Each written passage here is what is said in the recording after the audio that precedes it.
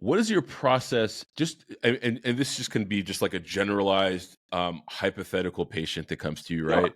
Like, what is the process that you walk them through to address both of those very meaningful buckets? So let's make the assumption that we've already identified that they have some mental health Hmm. attention that needs to be made, right?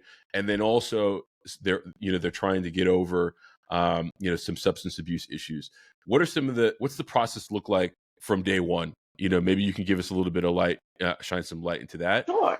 That's the first question I have. And then secondly, being that you're in New Orleans, how do you equip them so they can walk back out into the real world and cope with what is just the pervasive culture of the city that you live in?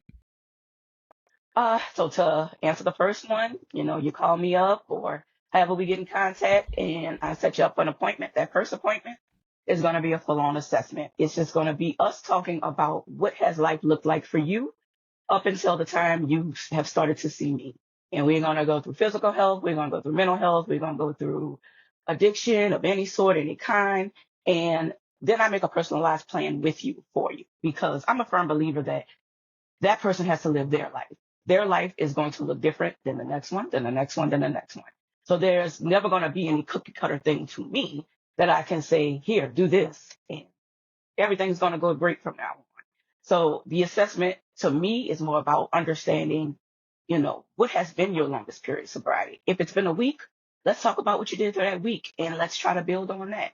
If you have had no periods of sobriety, let's talk about what you normally do as your coping skill besides that. If there's nothing else, let's start at some very basic coping skills. So, and then the other part of being a Black practitioner is you find that there's not a lot of literature out there already specifically for Black people as far as like the workbooks and the textbooks that have Mm, been written that you can normally just, take a few worksheets and send. So I find myself making a lot of my own stuff to mm, give to my patients because I'm like, no, this is not culturally sensitive. So I'm not going to even give them this cookie cutter way of dealing with a situation that is not going to relate to them.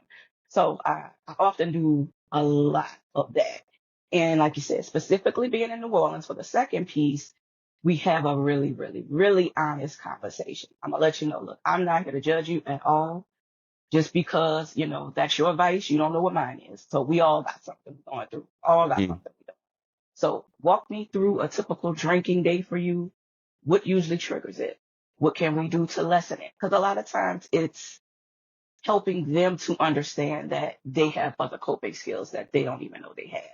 A mhm, lot of people will say, it's the only thing I know how to do. I've been doing it since I was 12 years old.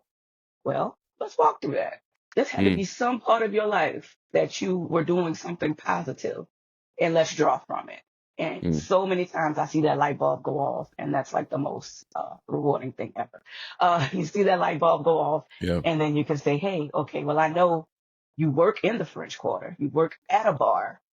What can we do to help you lessen that? Which, hey, people have to work, and sometimes we can't just say, quit your job. A lot of people will be like, well, they just can't do that. They can't work there. It's not ideal.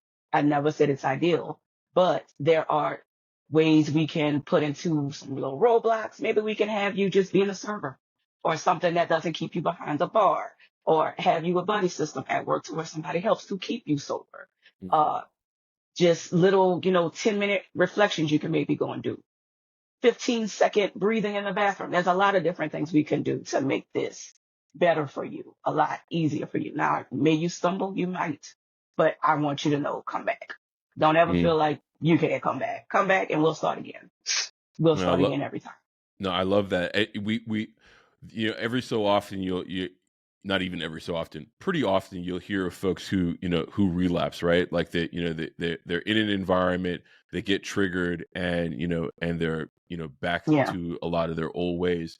How do you support someone who? Because I mean that's really demoralizing, right? Like especially if after you've Yeah. gotten a certain amount of time under your belt, where you feel like you're doing all the right things, and then something comes out of left field that completely turns your world upside down, and you feel like you're kind of right back at square one. How do you Yeah. support someone in that position from a practitioner perspective, where they've, seemingly like lost, most of their hope. They're dealing with a lot of the shame Yeah. that comes with, taking that, kind of that U-turn backwards. How do you help somebody kind of get back on the right track when they've gotten to a place where it's extremely dark? Yeah. Well, first, I normalize it. I think a lot of times we don't always discuss the fact that for most people, relapse is a piece of recovery. Most people, once they stop, and I think first of all, people in recovery are some of the strongest people I've ever met in my life. But most people, once they stop, something does happen. I've had patients who, a parent has died. It's extremely triggering.